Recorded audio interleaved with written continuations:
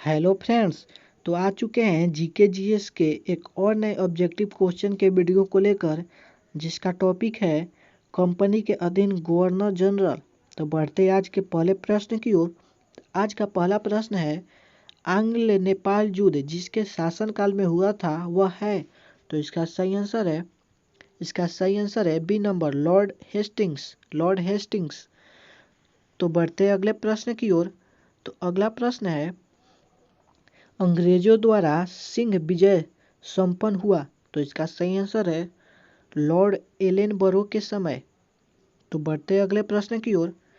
तो अगला प्रश्न है, अफगानिस्तान के प्रति एक जोश भरी अग्र नीति का अनुसरण करने वाला गवर्नर जनरल था। तो इसका सही आंसर है लिटन। तो बढ़ते हैं अगला प्रश्न की ओर। तो अगला प्रश्न है, कलकत्ता में एशियाटिक सोसाइटी की स्थापना के समय बंगाल का गवर्नर जनरल कौन था। तो इसका सही आंसर है लॉर्ड वारेन हेस्टिंग्स। तो बढ़ते अगला प्रश्न की ओर। तो अगला प्रश्न है, निम्नलिखित में से कौन सा युग में सही सुमेलित नहीं है। तो इसका सही आंसर है कार्नवालिस तृतीय आंग्ल मराठा युद्ध, डी नंबर। तो बढ़ते अगले प्रश्न की ओर। तो अगला प्रश्न है, सिंध पर ब्रिटेन ने कब्जा कब किया था। तो इसका सही आंसर है 1843 ईस्वी। तो बढ़ते अगला प्रश्न की ओर। तो अगला प्रश्न है, निम्नलिखित में से किस गवर्नर जनरल ने भारत में दास प्रथा को समाप्त किया। तो इसका सही आंसर है लॉर्ड एलेन बरो ने।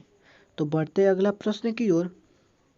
तो अगला प्रश्न है, कौन भारत का वायसराय सबसे दीर्घ काल तक रहा। तो इसका सही आंसर है लॉर्ड कर्जन।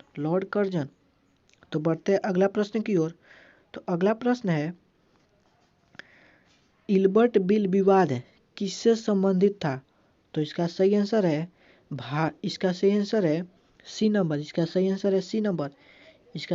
सी नंबर। यूरोप के लोगों के मामलों की सुनवाई करने के लिए भारतीय न्यायाधीशों पर लगाई गई अयोग्यताओं को हटाया जाना। तो बढ़ते हैं नेक्स्ट क्वेश्चन की ओर।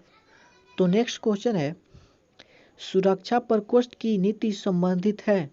तो इसका सही आंसर है ए नंबर। इसका सही आंसर है वारेन हेस्टिंग्स से। तो बढ़ते अगला प्रश्न की ओर। तो अगला प्रश्न है, तृतीय आंग्ल मराठा युद्ध संबंधित है। तो इसका सही आंसर है लॉर्ड हेस्टिंग्स से। तो बढ़ते अगले प्रश्न की ओर। तो अगला प्रश्न है, निम्नलिखित में से कौन अवध का ब्रिटिश रेजिडेंट था जब अवध का ब्रिटिश साम्राज्य में विलय हुआ। तो इसका सही आंसर है जेम्स आउट्रम। तो बढ़ते अगला प्रश्न की ओर। तो अगला प्रश्न है, निम्न युग्मों में से कौन सा एक सही सुमेलित है। तो इसका सही आंसर है ए नंबर, लॉर्ड कॉर्नवालिस अस्थायी बंदोबस्त। तो बढ़ते अगले प्रश्न की ओर। तो अगला प्रश्न है, भारत में स्थानीय स्वायत्तशासी संस्थाएं 1882 में सशक्त की गई। तो इसका सही आंसर है लॉर्ड रिपन द्वारा। तो बढ़ते आज के अंतिम प्रश्न की ओर।